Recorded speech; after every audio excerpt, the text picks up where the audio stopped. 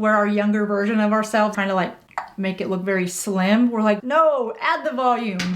Hi you guys, I'm Jodi and welcome to my channel. I'm really glad that you're here today. This is a picture of me 10 years ago. And for today's video, you're gonna also wanna dig in your drawers. No, that didn't come out right. Oh my gosh, you're gonna wanna dig into, find a picture of yourself from about 10 years ago or a picture that you really like of yourself. And it's hard to say, gosh, I look great in that picture, but you'll wanna grab a picture of yourself that you like because we're gonna need it from a point of comparison for today's tutorial.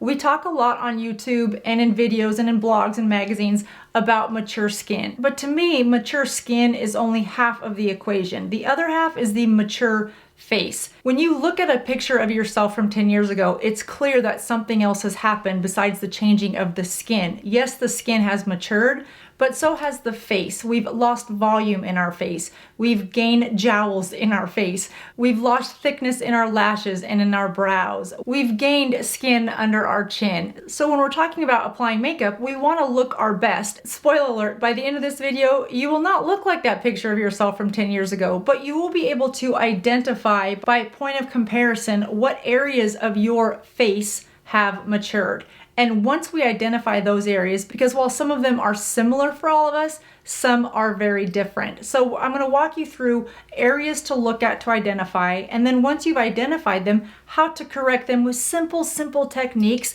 and the use of makeup. And it comes down to using the right color, the right tone, and sometimes just the right size of the brush and the placement. And once you know these simple techniques, applying them in a quick manner every single day will become second nature. That I promise. It just takes a little bit of practice. So put this video on pause, grab that picture of yourself that you really liked, come back to this video, just prepare yourself because after this little intro video that's coming up next, I will have no makeup on. So, just prepare your eyes. All right, you ready? Let's go.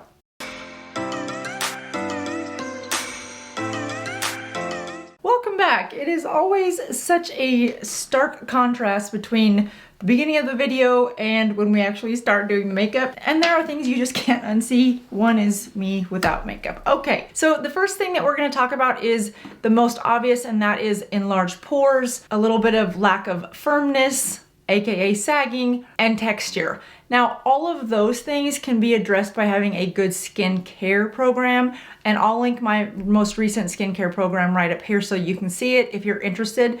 I also have the skincare workbook that walks you through how to take your skincare program in one place. What products do you need? What products should you be using? What products are you using? What devices are you using? And that kind of thing. So that your skincare is really a program, it's front of mind, and you're being mindful of what you're using, why you're using it, and what that desired outcome is gonna be. And so one of the things that I noticed when I looked at that picture of myself is the texture. I noticed that my texture and the sagginess. I mean, there's a whole list of things, but we're gonna take them one at a time. One of the biggest things to help the texture, especially as we mature, is to ensure that we're using a good exfoliant. Finding the right exfoliant for you is critically important to having a good makeup look.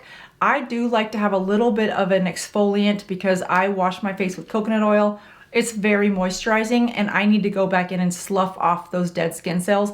I like to use the Zeo Skin Health. It does work for sensitive skin. The granulars on it are very small, so I don't irritate my skin. So as you're going through a skincare journey, for example, if you're like, okay, Jodi, but I want to start looking better with my makeup now, I would start with having a good exfoliant so that you can slough off that dead skin. And especially as we have dry skin and going through winter with artificial heat, our skin will get more dry. So getting rid of that dead skin to ensure that your makeup goes on smooth is important because dry skin is very absorbent. So if you have dry skin flakes, your makeup will absorb into those flakes, which gives you a very uneven skin look. So starting with a good exfoliant is really helpful to then transition into a good makeup look. The other thing is very good moisturizer and allow that to really seep into my skin.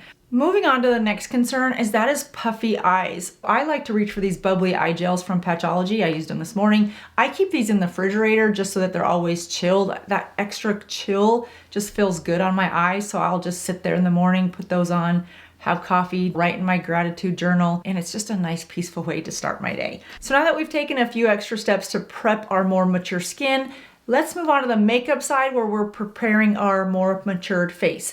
One of the first things that I noticed when looking at that picture of myself in the mirror is the dark circles under my eyes. Whether I get a lot of sleep or not, I just tend to have dark circles. So color corrector is often something that I have to reach for. And the one that I really like is the One Step by Stedland. And the reason I like this one is because it's a little bit of brightening cream as well as a color corrector. Now I tend to get more purple under my eyes, and so I need more of a yellow corrector. If you have more blue under your eyes, then you're gonna wanna reach for more of an orange toned color corrector. If you don't have to color correct anything under your eyes, then you are in good shape. Now you can use a color corrector if you have redness, if you have broken capillaries around your nose, for example. If you'd rather use a serum that has some color in it, then something like this is a good idea. If you don't need the extra moisturizer, if you have oily skin, for example, and you need to cover up some redness around your nose or around your eyes or a dark spot here and there, then you'll just wanna grab one that does not have that extra serum in it, because if you have oily skin, you don't need that extra layer of serum, because then you start to create that slippage. Is that even a word, slippage? Next I'm gonna go with my base, and for that I'm gonna use two different colors. I'm gonna use a much lighter color. This is the LN7 for light neutral. And I'm also gonna use an older bottle of my older one, and that is BD50. They're the same tone and undertone. One is just lighter.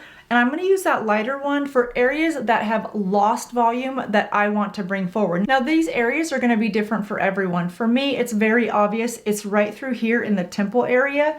So I want that to be lighter. Now you don't want to confuse lighter with brighter. I don't want to add a brightening cream here. I want to add a lighter color foundation. I just want to make it blend in and not draw attention that it is receded. And that's where looking at that picture becomes even more important, because you can quickly see your current face with what that picture looks like, and you'll be able to quickly identify, oh gosh, I've lost volume here. And everyone loses volume in different areas of their face. I've also lost some right underneath my cheekbones. You may want to increase the look of your cheekbone. You may want to create your cheekbones to be higher. And if that's the case, then you want to put this lighter foundation where you want your cheekbones lifted on that higher side.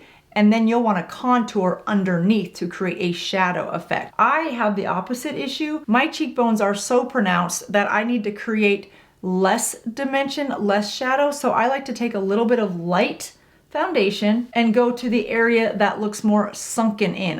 To me, it's more of a skeleton look. So I want to add light instead of shadow underneath my cheekbones. Then I'm gonna take my darker foundation and I'm gonna put it everywhere else, and then we'll go back in and start to blend this. And I wanna add a little bit of shade or darker up in my receding hairline, and we're gonna address that also here in a second. Another area where you might have lost volume that you want to conceal with a little bit of darker is right underneath your chin. If you start to see that this is sagging, then you'll want to make this part here a little bit darker. Not just the sides, but that part that's hanging down so that it hides itself back. And then from there, we'll just take your damp beauty sponge or your kabuki brush, however you put on your foundation. And what I'm doing with the kabuki brush is really just pushing that in and blurring it softly. I'm not trying to move it because we just put it where we wanted it. So I just want to push it in and then do a quick little buff so that there are no lines.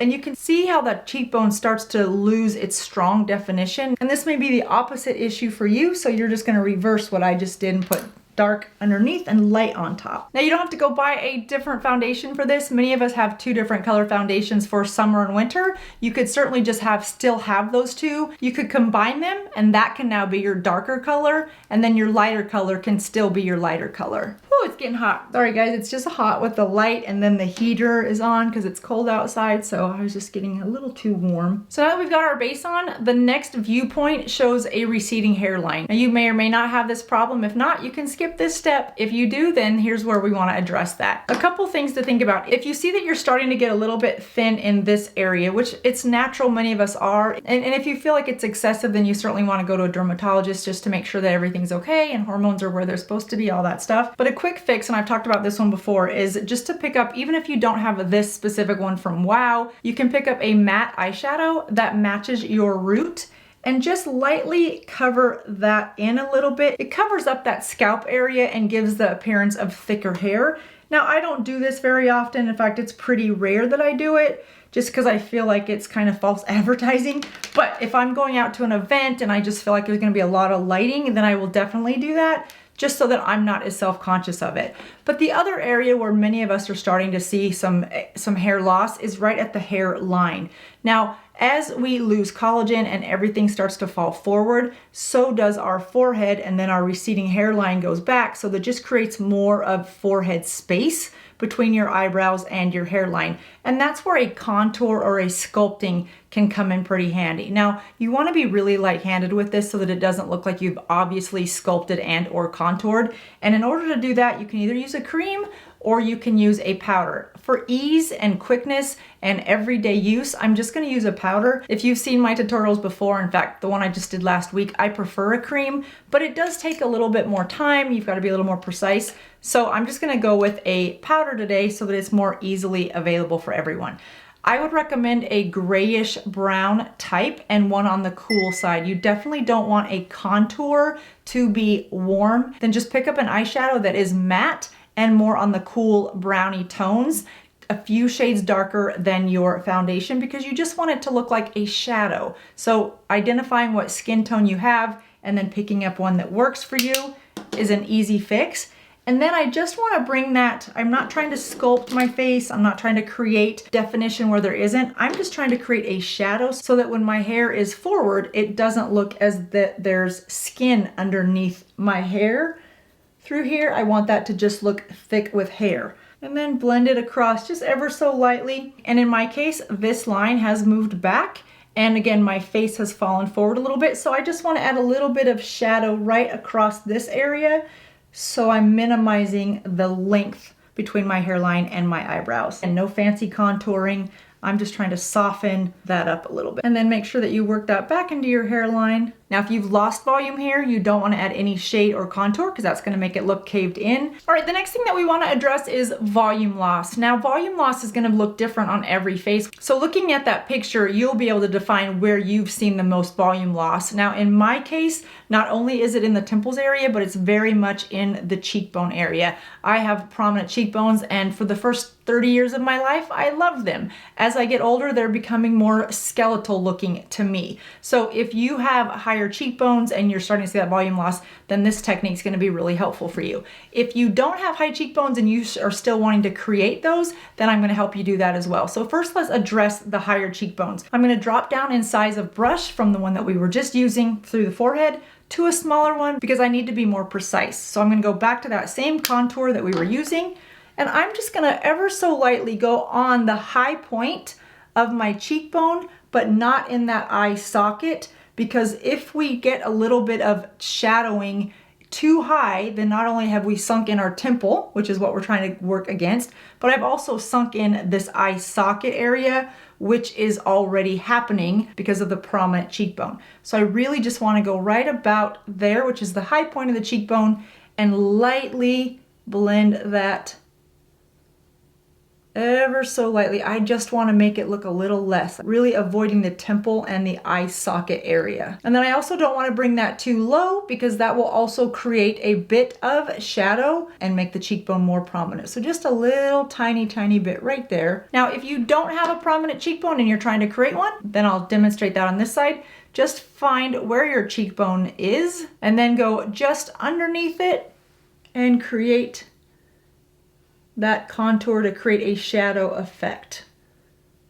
I'm gonna forget that I did this and wonder why my face looks crooked all day today. So you can see the difference in this side, for me, looks more plump and my cheekbones look less prominent, where this side, my cheekbone looks even more prominent. Now that's not what I want, but that may be exactly what you want. So you can see just the placement of that, pretty simple, and I didn't bring that any closer than the outer corner of my eye. And on this side, to hide the cheekbone, it was a much smaller placement, and then soften those edges. You guys, when we're done, Picasso will have nothing on us. We are masters of art today. The next area that I am becoming more aware of, and especially when I do this side-by-side picture comparison, is these little jowl areas right here. Like, as women, don't we go through enough as we age? Really? Now I gotta have jowls. It's okay, we're embracing them.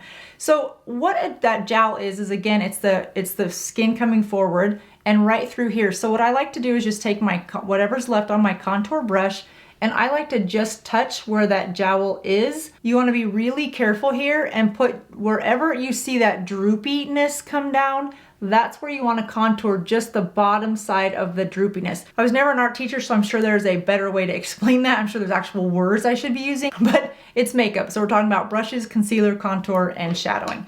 Next, let's talk about the brows. This is an obvious one, but there's a few things to consider. Not only has the thickness and fullness of our brows deteriorated over time, but the placement of the eyebrow has slightly fallen forward, as well as your brow bone. Now, in my case, my brow bone isn't too far protruding, but this might be something that you're focused on. If so, then you want to avoid the trend where people are putting concealer above their eyebrow to make that a more clean line, because that concealer will highlight that protruding brow bone. For me, I want to manipulate the placement of the brow just a little bit because I feel like they're coming forward, and I want to give a fuller brow. Now, because I want my brows to look a little bit higher on my forehead than they are, I'm going to use my bottom brow line. I like to do the bottom of both lashes first, so forgive me. And I have a few little gray eyebrows, so I'm just using a little bit of a darker brow pencil. And to create a look where my brows are higher on my forehead, I'm gonna just exaggerate, just like we overline our lips. It's no different, but we're overlining on the high side, not the lower side, because I don't want to shrink the amount of space between my eyebrow and my eyelashes. That is happening naturally. I want to give less space between my eyebrow and my hairline, so I want to shrink that a little bit. So you can see, now this looks crazy, but you can see where I'm going with this, and then you can just go in and start to fill those in with little brush strokes. You can also use a powder here if you want to have it a little bit more natural. I have a few areas where I want to give a little bit more coverage, but I also want to have a softer look, so I like to just go in with a pencil that has a thicker, heavier, more stiff brush, which is why I love this one from Pure. And then I can go in and just brush, and it melts the pencil lines together, but leaves a clean line so I don't have to go in with any highlighter or concealer. It's just one less step. That's a simple technique that makes a pretty significant difference on your overall look in this area. Now from here, if you want to set your brows, you could definitely do that. Just make sure that you're using a brow gel that is not leaving a shine to it. I was watching the masterclass from Sir John, who's a professional makeup artist recently, and he actually uses glue. It looked like an Elmer's glue stick, and he uses just a little bit of it and coats the brows with it afterward. He said it lasts just as long as any of the setting gels on the market, and it doesn't leave that shine look, which I thought, yeah, I want my hair shiny if I was to put something on that, to like a hairspray or something, but yeah, I don't want my eyebrows shiny. So I thought that was a great tip. Many of us have a stick of Elmer's glue, the glue stick, not the white liquidy one, in a drawer somewhere, and I have not tried it, but he's a professional makeup artist. He's much smarter at this than I am, and he said that's what he uses. So I figured, well, hey, if it's good enough for, you know, Beyonce, who am I to judge? In fact, that sounds like a really good, cost-effective idea. Now addressing the under eye area, certainly there are wrinkles and fine lines that happen in the under eye area. I'm not going to have any magic tricks for you today on how to get rid of, completely smooth out the lines underneath your eyes. It's a matter of using the right skincare, hydrating all the time, and then putting in your concealer, making sure that concealer is not settled into fine lines and wrinkles. It's really pushed in before setting it with the powder. That will help minimize the appearance of those fine lines and wrinkles. For me, I'm just gonna add a little bit of concealer. I like to put it on my hand first to warm it up a little bit, and then use a synthetic brush and just go over any of that color corrected area, and then pulling it out to the temples, paying a lot of attention to the side of my nose, but not taking that concealer all the way to my lower lash line, leaving a little bit of that darker color because that will help give a eyeliner type look or a shadow look. That way we're not neutralizing the lower lash line, only to then put an eyeliner and or an eyeshadow, and you just built up more product and drying products. Dab it everywhere, and then we will set this with a powder. Now when it comes to our eye area, a common concern is droopy eyelids, and with skin falling forward, yes, we're gonna have droopy eyelids. Here's an easy way to help conceal that. If you don't wear eyeshadow, then you'll want to use a color similar to your contour powder that we use, just a light natural type brown and natural to your skin tone. Going back to that contour, take a nice round fluffy brush and just go where your droopy eyelids are, and just start to take that droopy eyelid and pull it out and up. I'll do it on one side just to show you the difference.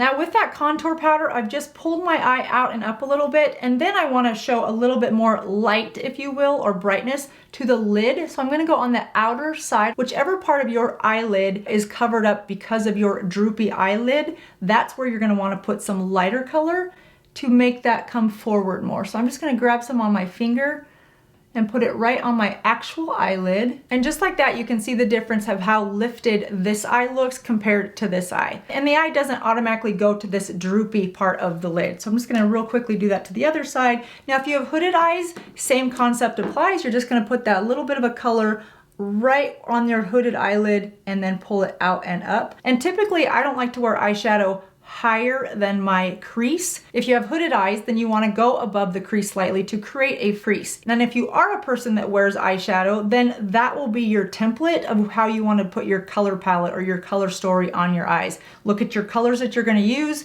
keep your lighter colors on the lid and a darker color just on that outer hooded or droopy area, and then pull it out. And you can add greens here, whatever your color palette, just make sure that this part of your lid stays a little bit more light so you're not accentuating the droopy lid. I'm just gonna do this other side real quick. Another thing to think about when it comes to our eyes is if you feel like your eyes are just more droopy or tired or saggy or puffy, then you wanna avoid a thick eyeliner. And if you have lighter fair skin, the contrast between your lighter skin and a dark or a black eyeliner can look a little harsh, therefore aging as well. I like to go for a darker brown, not quite as dark as my eyebrows. This is Deep Cocoa Matte by House Labs, and I like it because it's a deep, warmer color, but it's not warm, it's not auburn, and it's also not sparkly. There's no glimmer, no shimmer in it, because I don't want to add extra light right to my eyes, because that's where we tend to get some wrinkles, is on our eyelids. And when you have a shimmer,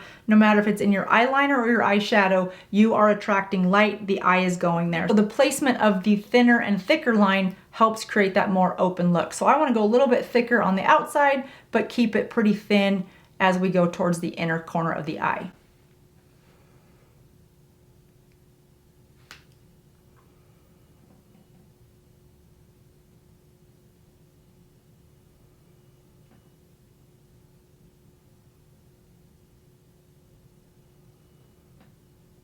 So you'll notice I'm not gonna put eyeliner on this outer corner of the lid that we just lightened because of the droopy eyelids. I'm just gonna coat the very bottom part just to give a little bit of a lift there. And then I've stopped at the highest point of my eye.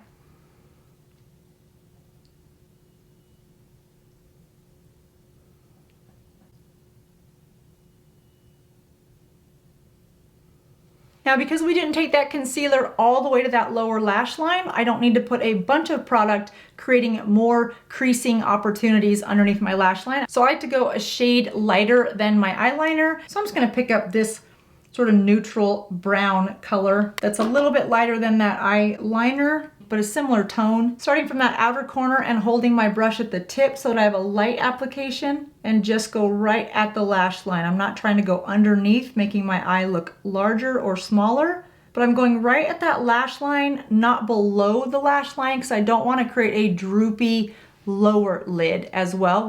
That's already, again, gravity's taking care of that for me. I just want to make it look as though I've got thicker lashes. Has really less to do with the eye and more about the thickness of those lower lashes.